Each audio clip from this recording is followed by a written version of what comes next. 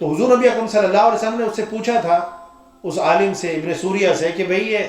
تم نے اس میں تبدیلی کیوں کی، وجہ کیا ہے؟ ان کا ہمارا ایک شہزادہ تھا، پچھلے دور میں ایک شہزادہ تھا،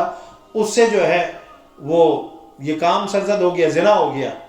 تو اس کو بچانے کے لیے ہمیں یہ گنجائش نکالنی پڑی۔ اچھا، اس کو ہم نے بچا لیا، پھر بعد میں کسی ایک غریب آدمی سے جو ہے یہ عمل سرزد ہو گیا، جب اس کو